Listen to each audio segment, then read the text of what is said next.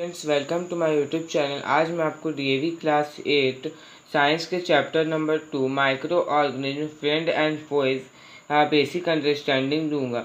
ठीक है दोस्तों, चलिए वीडियो को शुरू करते हैं। ये एक रिक्वेस्टेड वीडियो है दोस्तों। किसी व्यूअर ने मुझे रिक्वेस्ट किया था कि भाई चैप्टर 2 का भी इंट्रोडक्शन डालो, तो मैं आपके लिए ये वीडियो लेके आया हूँ। देखिए दोस्तों, माइक्रो ऑर्गेनिज्म फ्रेंड ऑफ फोइज में आपको बेसिकली पढ़ना है माइक्रो ऑर्गेनिज्म के बारे में। वो फ्रेंड भी है और फॉइज भी है, तो यही सब आपको पढ़ना है इस चैप्टर में। तो चलिए हम लोग आपको बता देते हैं कि इस चैप्टर में बेसिकली है क्या। सबसे पहले आता है टॉपिक। देखिए, सबसे पहले आपको ये जानना होगा कि हमारे इन्वायरमेंट में बहुत सारे प्लांट्स और एनिमल है।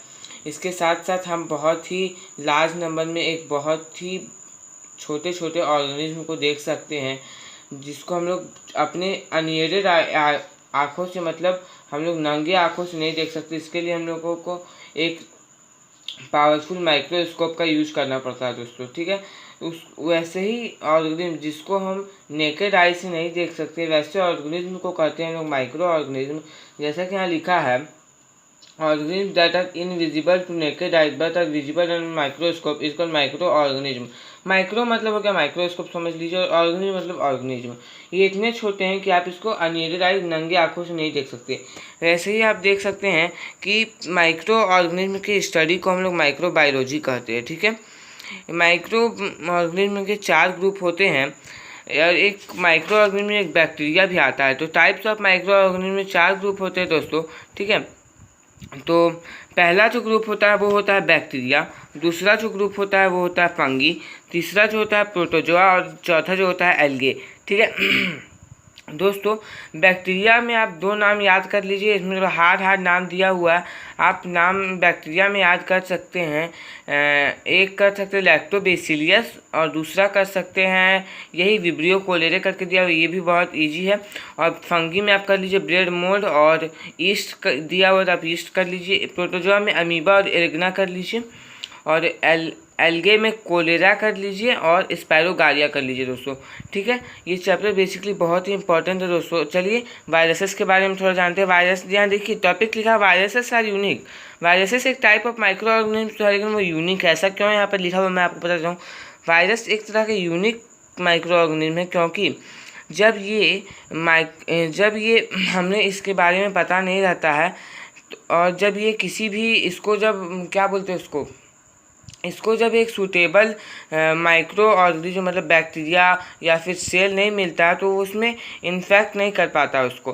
ठीक है, लेकिन जैसे ही उसको एक सूटेबल बैक्टीरिया मिलता है, सेल मिलता है, तो उसे क्विकली उसको इन्फेक्ट कर देता है। ठीक है, तो जैसा कि अब हम लोग जान सकते हैं कि वायरस जो है दोस्तों, वो नॉन लिविंग है जब तक वो शुगर और साल्ट के रूप में हम उसको रख देते हैं। ठीक है, नॉन क्रिस्टल रूप में हम लोग को रख देते हैं जार्ज में, मतलब कि सालों साल तक हम लोग उसको क्रिस्टल फॉर्म में, चीनी या फिर शुगर और साल्ट के फॉर्म में उसको हम लोग सालों साल जमा करके रख देते हैं। ठीक है, लेकिन जैसे ही वो एक सूटेबल बैक्टीरिया और सेल के कॉन्टैक्ट में आता है, वो तुरंत मल्टीप्लाई करता है और उस सेल को इन्फेक्ट कर देता है। ठीक है, तो यहाँ पर आप 1-2 बैक्टीरिया का नाम बता देता हूँ मैं। देखिए, ये है बैक्टीरियोफेज, BACTERUPHASE, बैक्टीरियोफेज। ऐसे बहुत सारे वायरस है दोस्तों, जैसे भी कोरोना वायरस है, फिर HIV एड्स है, ऐसे बहुत सारे वायरस है। देखिए, where do micro organism live, ये भी टॉपिक एक इम्पॉर्टेंट टॉपिक है। माइक्रो ऑर्गेनिज्म कहाँ रहते हैं। आप एक चीज़ मैं आपको बता देता हूँ कि हम लोग जो रहते हैं, जहाँ पर भी रहते हैं, वो एक माइक्रो ऑर्गेनिज्म के ओशियन में हम लोग रहते हैं। ठीक है, हम लोग माइक्रो ऑर्गेनिज्म के ओशियन में रहते हैं। हम लोग, हमारे चारों तरफ माइक्रो ऑर्गेनिज्म है दोस्तों। ठीक है, आइस कोल्ड वाटर में, हॉट वाटर में है, फिर मार्ची और सलाइन एरिया में। तो आप पढ़ लीजिएगा, आपको अपने आप समझ आ जाएगा माइक्रो ऑर्गेनिज्म। लेकिन हाँ, मैं आपको ये बता देता हूँ कि माइक्रो ऑर्गेनिज्म हर एक जगह रहता है दोस्तों। ठीक है दोस्तों, मैं आपके लिए बहुत मेहनत करता हूँ, वीडियो बनाने के लिए बहुत मेहनत करता हूँ दोस्तों। ठीक है, देखिए मेरे पास लाइटनिंग रूम है, बहुत मेहनत करता हूँ दोस्तों मैं वीडियो बनाने में। इसलिए मेरे चैनल को सब्सक्राइब कीजिएगा, वीडियो को लाइक कीजिएगा, और हाँ दोस्तों, अपने तरफ से कमेंट जरूर कीजिएगा कि आपको वीडियो कैसा लगे। यदि आपको किसी और चैप्टर का वीडियो चाहिए, मेरे चैनल को सब्सक्राइब कर दीजिए और कमेंट कर दीजिए। ठीक है, तो यहाँ पर नया जो टॉपिक है वो है role of micro organism in our life. ठीक है, माइक्रो ऑर्गेनिज्म का क्या रोल है हमारी लाइफ में। तो देखिए, माइक्रो ऑर्गेनिज्म का एक बहुत ही इंपॉर्टेंट रोल है हमारे लाइफ में, क्योंकि माइक्रो ऑर्गेनिज्म जो एक इम्पॉर्टेंट रोल प्ले करता है हमारी लाइफ में। एक कैसे, तो देखिए यहाँ पर माइक्रो ऑर्गेनिज्म को फ्रेंड के कैसे हम मान सकते हैं। माइक्रो ऑर्गेनिज्म बहुत ही सारे फूड बनाने में काम आता है। जैसे आप दही तो जमाते ही होंगे दोस्तों, तो उसमें लैक्टोबैसिलस एक बैक्टीरिया दोस्तों जो कि सुटेबल टेम्परेचर मिलने पे तुरंत उसको मल्टीप्लाई करता है और मिल्क को मतलब दूध को दही में जमा देता है दोस्तों। तो ये हो गया एक। दूसरा जो है फेर्मेंटेशन प्रोसेस इन बेकरी। जो आप तो ब्रेड खाते होंगे दोस्तों, तो वो भी ब्रेड भी जो है इसी प्रोसेस से बना हुआ होता है दोस्तों, ठीक है। ये क्या करता है, जो यीस्ट इसमें फंगी का काम आता है। फंगी जो यीस्ट होता है वो कार्बन डाइऑक्साइड प्रोड्यूस करता है, ठीक है।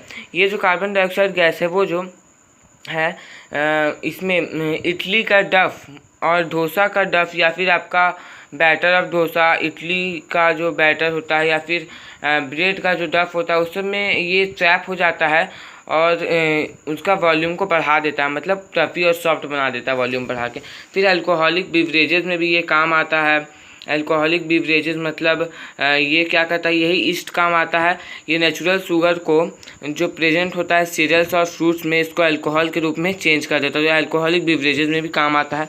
उसके बाद सीवेज ट्रीटमेंट इन्फ्लुएंट होता है, इफ्लुएंट होता है दोस्तों, एक बायोलॉजिकल ट्रीटमेंट में हेल्प करता है। इंडस्ट्रियल वेस्ट को एक इम्पॉर्टेंट या फिर सीवेज को चेंज कर देता है दोस्तों, ठीक है, बायोजिमिनेशन के प्रोसेस के थ्रू। उसके बाद देखिए इम्पॉर्टेंस ऑफ ह्यूमन हेल्थ इन मतलब importance in human health. Human के हेल्थ में भी ये माइक्रो ऑर्गेनिज्म बहुत सा हमारे एक इम्पॉर्टेंट रोल प्ले करते हैं। तो ये कैसे, देखिए जैसे कि हम कभी बीमार पड़ते डॉक्टर के पास जाते, डॉक्टर हमें एंटीबायोटिक देता है दोस्तों, ठीक है। एंटीबायोटिक जो देता है दोस्तों, वो एंटीबायोटिक भी इसी प्रोसेस के थ्रू बैक्टीरिया से ही बना होता है। उसमें सब कुछ नाम दिए हुए बुक में, जैसे कि पेनिसिलिन एक एंटीबायोटिक है जो कि एक फंगस से बनता है। उस फंगस का नाम है पेनिसिलियम नोटेटम। देखिए आप यहाँ पर, मैं आपको जूम करके दिखा रहा हूँ। उसके बाद एक दो और नाम दिया हुआ, स्ट्रेप्टोमाइसिन, टेट्रासाइक्लिन, अर्थ्रोमाइसिन। ये सब कुछ बैक्टीरिया है जो कि हम लोग को एंटीबायोटिक है जो हम लोग को बैक्टीरिया से मिलता है, ठीक है। देखिए यहाँ पर एक इम्पॉर्टेंट क्वेश्चन बनता है। ये जो पैराग्राफ है पेज नंबर 22 का पैराग्राफ नंबर 3, ये इससे एक इम्पॉर्टेंट क्वेश्चन बनता है दोस्तों कि जो हम लोग को एंटीबायोटिक है वो एक स्पेसिफाइड और क्वालिफाइड डॉक्टर के प्रेफरेंस में ही लेना चाहिए। तो ऐसा क्यों? ऐसा इसलिए क्योंकि दोस्तों उसका जो डोसेज है वो एक इम्पॉर्टेंट रोल प्ले करता है। यदि हम ज़्यादा उसे ले लेंगे या फिर हमारे शरीर में उसका ज़रूरत नहीं है और हम उसे ले लेंगे तो वो हमारे शरीर से एक इम्पॉर्टेंट बैक्टीरिया उसको भी मार देता है और ये हमारे लाइफ प्रोसेस में भी बहुत अफेक्ट करता है, ठीक है। इसलिए हम लोग एक क्वालिफाइड डॉक्टर के कहने पर ही एंटीबायोटिक का सेवन करना चाहिए, ठीक है। उसके बाद जब हमारे शरीर में एंटीबॉडीज़ बता देता हूँ। जब हमारे शरीर में कोई भी माइक्रो ऑर्गेनिज्म जैसे बैक्टीरिया और वायरस घुसते हैं, एंटर करते हैं, तो उन लोगों को एक special kind of blood cells के द्वारा रिकॉग्नाइज किया जाता है। उसी को कहते हैं हम लोग एंटीबॉडीज़, ठीक है। एंटीबॉडीज़ उसको आइडेंटिफाई करता है और वो जो डिजीज़ करने वाला माइक्रो ऑर्गेनिज्म है उसको डिस्ट्रॉय करता है। जिसका इम्यूनिटी जितना तेज़ होता है दोस्तों, जितना स्ट्रांग होता है, उतना एंटीबॉडीज़ उसको जल्दी से ख़त्म कर देता है। लेकिन जिसका इम्यूनिटी कमज़ोर होता है वो एंटीबॉडीज़ उसको हरा नहीं पाता है और वो जो माइक्रो ऑर्गेनिज्म बैक्टीरिया उसके शरीर के अंदर गया है वो उसको इन्फेक्ट करके उसको बीमार कर देता है, ठीक है। तो मैं यहाँ पर देखिए टर्म इम्यूनिटी भी आया। तो इम्यूनिटी जिसका ज़्यादा स्ट्रांग होगा उसका उतना जो बीमारी से लड़ने का ताकत तेज होगा। इम्यूनिटी एक वैक्सीनेशन के थ्रू भी इम्यूनिटी बढ़ाया जा सकता है दोस्तों। जैसे कि आपके बीमार पड़ते हैं, आपको कुत्ता काट लेता है तो आपको डॉक्टर सुई देता है, तो ऐसे ही को हम लोग कहते हैं वैक्सीनेशन, ठीक है। वैक्सीन्स का डेफिनेशन दिया, वैक्सीन्स आर सस्पेंडेड और ऑफ किल्ड और वीकेंड माइक्रो ऑर्गेनिज्म। वैक्सीन्स जो है वो क्या है, तो यहाँ पर आप याद कर सकते हैं पेज नंबर 22 के पैराग्राफ नंबर लास्ट पैराग्राफ में थर्ड लाइन से आप देखिए vaccines are suspension of killed. यहाँ से लेकर आप यहाँ सच माइक्रो ऑर्गेनिज्म तक याद कर सकते हैं। ये बहुत ही, और उसके यहाँ पर एक क्वेश्चन भी बनता है, what are the 2 methods of administrating vaccine. तो देखिए पैर इनक्यूलेशन के थ्रू और गिवन ओरली भी दिया जाता है, ठीक है। उसके एग्रीकल्चर में भी माइक्रो ऑर्गेनिज्म बहुत सारे हेल्प करते हैं। तो ये कैसे, देखिए एक बैक्टीरिया होता है साइनोबैक्टीरिया, ठीक है। ये ब्लू ग्रीन एल्गे होता है साइनोबैक्टीरिया। ये एबल होता है, मतलब ये जो हम रूट्स में लेगुमिनस प्लांट्स के रूट में अपने आप को फिक्स कर लेता है और वहाँ पर जो मतलब नेचुरल साल्ट्स को यूजेबल फॉर्म ऑफ साल्ट में नाइट्रोजन को यूजेबल फॉर्म ऑफ साल्ट में कन्वर्ट कर देता है। ठीक है दोस्तों, तो इस लोगों को हम लोग बायोलॉजिकल नाइट्रोजन फिक्सर भी कहते हैं। ठीक है, अब चलते हैं एनर्जी और फ्यूल प्रोडक्शन में। तो दोस्तों आप इसको पढ़ लीजिएगा, इथेनॉल और मीथेन के बारे में दिया हुआ है। ये सब कुछ माइक्रो ऑर्गेनिज्म के द्वारा इथेनॉल और फर्मेंटेशन प्रोसेस के द्वारा इथेनॉल और मीथेन का प्रोडक्शन होता है। इन्वायरमेंट को ही होता है इससे फ़ायदा, क्योंकि जब भी कोई ये प्लांट और एनिमल डाइज करता है तो ये माइक्रो ऑर्गेनिज्म उसको अटैक करता है और उसका जो डिकम्पोजिशन प्रोसेस में भी हेल्प करता है। ठीक है दोस्तों, देखिए दोस्तों मैं आपको हर एक टॉपिक समझाते जाता हूँ, इसलिए आप मेरे चैनल को सब्सक्राइब कर लीजिए। देखिए अगला जो टॉपिक है micro organism of forest. Forest का मतलब एक तरह से होता है दुश्मन। माइक्रो ऑर्गेनिज्म एक तरह से दुश्मन का भी काम करते हैं। तो वो कैसे, देखिए यहाँ पर एक टर्म मिल रहा होगा आपको, पैथोजेंस। पैथोजेंस देखिए यहाँ पर लिखा हुआ है पैथोजेंस। पैथोजेंस क्या होता है, देखिए डिजीज कॉजिंग माइक्रो ऑर्गेनिज्म जो होते हैं दोस्तों, मतलब जो बीमारी फैलाने वाले माइक्रो ऑर्गेनिज्म होते हैं, वो अपने तरफ से कुछ पॉइजनस सब्सटेंस अपने तरफ से छोड़ते हैं, उसी को हम लोग कहते हैं पैथोजेंस। ठीक है, जो फूड के स्पॉयलेज में भी हेल्प करते हैं। ठीक है, यहाँ पर एक क्वेश्चन का आंसर है 24 पेज नंबर में, पैराग्राफ नंबर 2। यहाँ पर आप इसे टिक कर लीजिए। Bacteria also grow on food particles that may get lodges in between our teeth. Acid produce by this bacteria corrode the tooth enamel and cause cavities. ये सब भी आपका बहुत इंपॉर्टेंट क्वेश्चन है दोस्तों। आप इसे यहाँ पर टिक कर लीजिए, लास्ट तक टिक कर लीजिए। ठीक है, micro organism causing diseases in human beings. Micro organism जो है ह्यूमन बींग में डिजीज कॉज करता है। देखिए ये लोग जो है एक हार्मफुल सब्सटेंस, एक पॉइजनस सब्सटेंस अपने तरफ से छोड़ते हैं, उसको हम लोग टॉक्सिन कहते हैं। मैंने गलती से वहाँ पे पैथोजेंस को बता दिया था। पैथोजेंस डिजीज कॉजिंग ऑर्गेनिज्म को हम लोग कहते हैं पैथोजेंस। ठीक है, और यहाँ पर टॉक्सिन्स, वो लोग जो डिजीज कॉजिंग माइक्रो ऑर्गेनिज्म में वो टॉक्सिन्स छोड़ते हैं, एक हार्मफुल सब्सटेंस छोड़ते हैं अपनी तरफ से, उसको हम लोग कहते हैं टॉक्सिन्स। ठीक है, अब देखिए कम्युनिकेबल डिजीज़ क्या होता है, ऐसा बीमारी जो एक पर्सन से दूसरे पर्सन में फैल सकता है, वो भी कैसे, तो एयर से फैल सकता है, वाटर से फैल सकता है, विंड से फैल सकता है, ऐसे फिजिकल कांटेक्ट से फैल सकता है। ठीक है, फूड से फैल सकता है, ऐसे इंसेक्ट से मतलब मान लीजिए छींक देता है कोई आपके सामने, कफिंग स्नीजिंग कर देता है, तो भी उससे फैलने वाली बीमारियों को हम लोग कम्युनिकेबल डिजीज़ कहते हैं। इसमें एग्जांपल आप देख लीजिए, ट्यूबरक्लोसिस हो सकता है, न्यूमोनिया हो सकता है, कॉलेरा हो सकता है। होता कैसे है ये, देखिए जब कोई भी आदमी छींकता है तो स्मॉल ड्रॉपलेट्स, मतलब जो छींकता है तो वहाँ पर से देखिए कुछ तो निकलता है उसके, मतलब इस तरह से जम्स ही निकलता है। तो जम्स जो निकलता है वो किसी भी बीमारी का किसी भी बीमारी के माइक्रो ऑर्गेनिज्म को अंदर लिए रहता है, और उसको दूसरे पर्सन यदि उसको इनहेल कर लेता है तो उसे भी काउज कर देता है। ठीक है, वो भी ऐसे भी आपका एक मॉस्किटो चला था, एक महामारी चला था डेंगू के कारण। तो सब ऐसा बीमारी है दोस्तों दुनिया में जो आपको बहुत ही भयंकर है। ठीक है, आप देखिए इन्फेक्शियस डिजीज़ का जो माइक्रो ऑर्गेनिज्म, कुछ इन्फेक्शियस डिजीज़ के बारे में बताया गया है जो माइक्रो ऑर्गेनिज्म के द्वारा फैलाया जा सकता है। जैसे बैक्टीरिया ट्यूबरक्लोसिस, कोलेरा, टेटनस का फैला सकता है। वायरस जो है common cold, influenza, mumps, polio, AIDS, ये सब फैला सकता है। फंगी, रिंगवर्म, एथलीट फूड ये फैला सकता है। प्रोटोजोआ मलेरिया, एमीबिक डिसेंट्री और स्लीपिंग सिकनेस का फैला सकता है। दोस्तों ये चार्ट बहुत ही इंपॉर्टेंट, यहाँ पर आपके बुक में कुल 1 2 3 4 और यहाँ 5 चार्ट दिया हुआ दोस्तों। ये एग्जाम के लिए बहुत ही इंपॉर्टेंट है, एक नंबर का क्वेश्चन हर एक चार्ट से आता है दोस्तों। ठीक है, तो आप इसको जरूर कर लीजिएगा दोस्तों। मैं आपको गारंटी देता हूँ कि एक न एक क्वेश्चन जरूर इस एग्जाम में आएगा। ठीक है, मैं आपको एग्जाम प्रिपरेशन के मैं सक्सेस करा दूँगा। देखिए मोड ऑफ ट्रांसमिशन दिया हुआ है, एयर से कौन से जो बीमारी वो फैलते हैं, कौन से डिजीज़ फैलते हैं, वाटर से कौन डिजीज़ फैलते हैं। तो एयर से देखिए ट्यूबरक्लोसिस है, वाटर के मैं एक एग्जांपल दे रहा हूँ, वाटर से टाइफाइड है, सॉइल से टेटनस है, एनिमल से रैबिस मलेरिया है।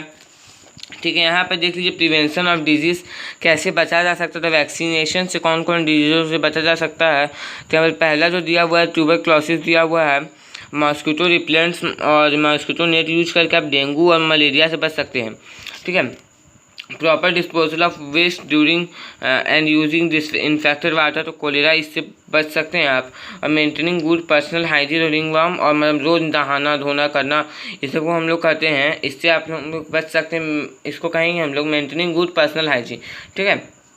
तो इससे आप रिंग वार्म और एथलीट फूड से बच सकते हैं। उसके बाद micro organism cause disease in animals, ऐसे कौन से माइक्रो ऑर्गेनिज्म जो एनिमल में भी डिजीज कॉज करते हैं, ऐसे बहुत सारे डिजीज हैं। एंथ्रैक्स बैक्टीरिया के द्वारा फैलाया जाता है और कैटल में होता है ये basically. Food and mouth virus के द्वारा फैलाया जाता है और कैटल में होता है। रेबिस जो वायरस, रेबिस जानते ही होंगे आप, डॉग्स में होता है और मंकी में भी होता है। ट्यूबरक्लोसिस बैक्टीरिया के द्वारा फैलाया जाता है और कैटल पोल्ट्री में होता है। रिंग वार्म फंगी वाला, तो कैटल पोल्ट्री यहाँ पे 2 को दिया हुआ था, अभी से पढ़ लीजिए जैसे। दोस्तों सब्सक्राइब जरूर कीजिए मेरे चैनल को, क्योंकि मैं आपके लिए हमेशा ये ऐसा वीडियोज़ लाता रहता हूँ। और मेरे चैनल को सब्सक्राइब करने के बाद बेल आइकन को प्रेस करके और में प्रेस कर दीजिएगा, ताकि मैं कोई भी वीडियो डालूँ सबसे पहले आप तक पहुँचे, ठीक है। माइक्रो ऑर्गेनिज्म जो प्लांट्स में भी डिजीज कॉज करते हैं, तो पहला जो है वायरस के द्वारा होता है, जो टोबैको मोसिक वायरस है, ठीक है। बैक्टीरिया भी है, बैक्टीरिया से साइट्रस कैंकर होता है। फंगस से रस्ट ऑफ व्हीट होता है। फंगस से स्मॉट ऑफ राइस होता है। फंगस से डेड सॉल्ट ऑफ शुगर होता है, ठीक है। देखिए टोबैको मोसिक वायरस में क्या होता है, देखिए लाल लाल टाइप में थोड़ा यहाँ पर मतलब जो टोबैको का पत्ता होता है उसमें लाल लाल टाइप में थोड़ा कुछ हो जाता है। इसमें बैक्टीरिया से साइट्रस कैंकर होता है। जैसे यहाँ नींबू आप देख सकते हैं, नींबू में आप कभी कभी देखा होंगे ब्लैक या ब्राउन टाइप में डॉट्स आ जाते हैं, ठीक है। वैसे फंगस से रस्ट ऑफ व्हीट, देखिए आप यहाँ व्हीट रस्ट दिया हुआ लाल लाल टाइप में हो गया है, ठीक है।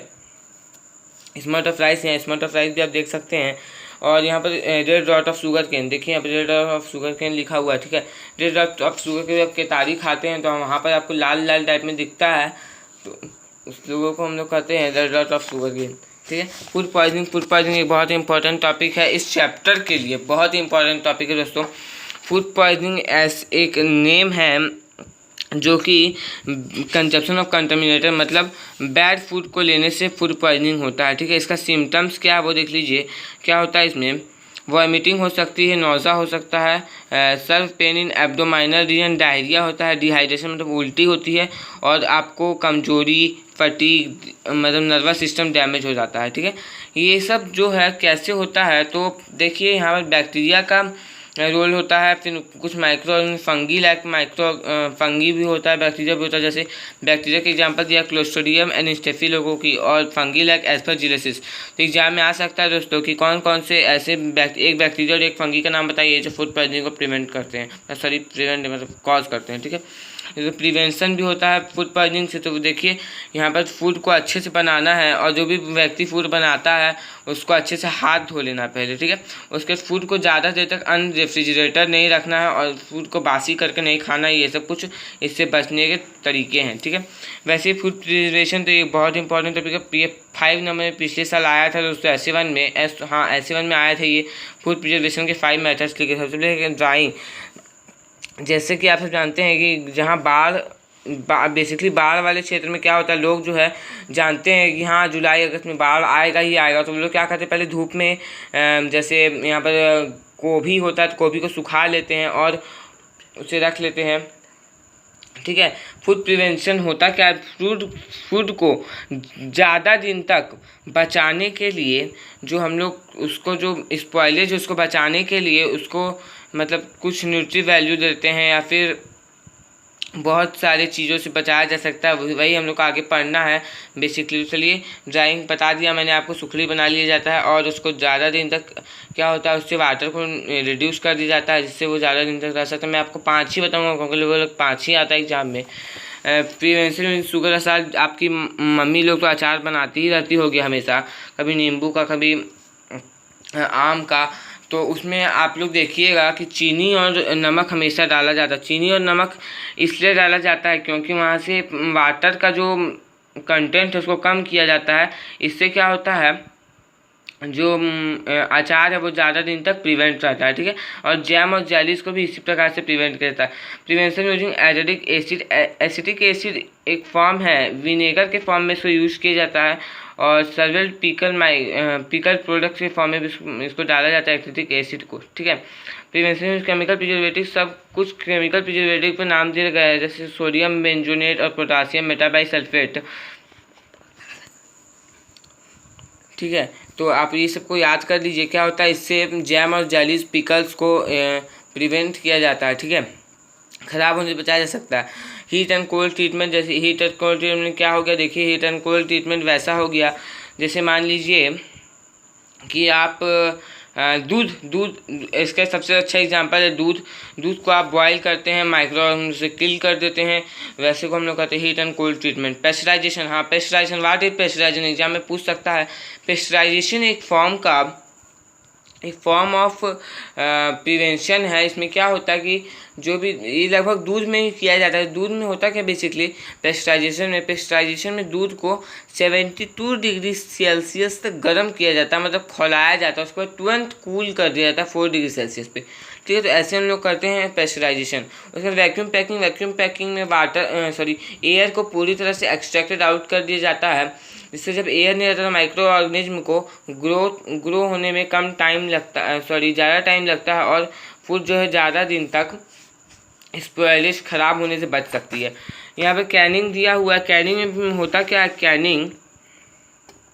कैनिंग एक इम्पॉर्टेंट चीज़ है। कैनिंग में होता क्या है, कैनिंग करते समय एक जार होता है जिसमें सबसे पहले उसको ये बॉयल कर लिया जाता है और उस जार से पहले माइक्रो ऑर्गेनिज्म को हटा दिया जाता है। उसके बाद उस पर जो भी सामान भरना है उसको भरा जाता है। उसके बाद उसको सील पैक कर दिया जाता है, फिर उसको बॉयल किया जाता है। इसमें जो माइक्रो ऑर्गेनिज्म 2 बार ख़त्म हो जाते हैं, कुछ मान लीजिए बॉयल करने बाद फिर उसमें माइक्रो ऑर्गेनिज्म पनप गए, फिर वो ख़त्म हो जाती है। उसके बाद उसको मार्केट में ले लिया जाता है। फ्रीज करके किसी भी चीज़ फूड को कम टेम्परेचर में रखना, ये भी एक बहुत ही इम्पॉर्टेंट फॉर्म है प्रिवेंशन का, फूड प्रिवेंशन का, ठीक है। आप फ्रीज तो जानते होंगे, फ्रीज में बहुत ही कम टेम्परेचर में किसी चीज़ को फ्रीज कर दिया जाता है तो माइक्रो ऑर्गेनिज्म ग्रोथ को रोक देता है। दोस्तों ये चैप्टर पूरा हुआ, मैंने आपको पूरा चैप्टर समझा दिया दोस्तों। इतना अच्छा आपको कोई चैप्टर नहीं समझाएगा दोस्तों। देख लीजिए मैंने आपको शुरू के पेज से लास्ट पेज तक एकदम पूरा समझा दिया दोस्तों। अब मैंने पूरा समझा दिया आपको, तो इसलिए मेरे चैनल को जरूर सब्सक्राइब कीजिए दोस्तों। मैं सॉल्यूशन वीडियो भी डाल दूंगा जिसका लिंक मैं डिस्क्रिप्शन में दे दूंगा। यदि आपको पहले chapter 10 cell structure and functions का वीडियो आपने नहीं देखा तो आपको आई बटन पे मिल जाएगा, और उसका सॉल्यूशन वीडियो में मैं डाल चुका हूँ, तो उसका लिंक मैं डिस्क्रिप्शन में दे दूंगा दोस्तों। मैं मैथ पे भी वीडियो बनाता रहता हूँ और उसका भी लिंक मैं डिस्क्रिप्शन में दे दूंगा, ठीक है दोस्तों। तो मेरे चैनल को जरूर सब्सक्राइब कीजिए, मैं आपके लिए बहुत मेहनत करता हूँ दोस्तों, इसलिए मेरे चैनल को जरूर सब्सक्राइब कीजिए और सब्सक्राइब करने के बेल आइकन को प्रेस करके ऑल में प्रेस कर दीजिएगा, और अपने तरफ से कमेंट जरूर कीजिएगा कि आपको किस चैप्टर का वीडियो चाहिए, ठीक है। आपको वीडियो कैसा लगा दोस्तों। यदि आप ऐसे ये एक रिक्वेस्टेड वीडियो था, ऐसे आप रिक्वेस्ट करके मुझसे बहुत सारी वीडियो ले सकते हैं, तो ये आपके लिए बहुत ही अच्छा फीचर है कि आप मेरे से बहुत सारी वीडियो ले सकते हैं। मैं आपको हर एक चैप्टर समझा दूंगा, लेकिन दोस्तों आप मुझे सब्सक्राइब कीजिएगा तभी मैं ऐसा करूंगा, ठीक है दोस्तों। इसलिए मेरे सब्सक्राइब कर लीजिए, और हाँ वीडियो में ज़रूर कमेंट कीजिएगा आपको वीडियो कैसा लगा। आप इतना अच्छा वीडियो बनाऊँगा तो आपको एक लाइक तो बनता है दोस्तों। Thanks for watching.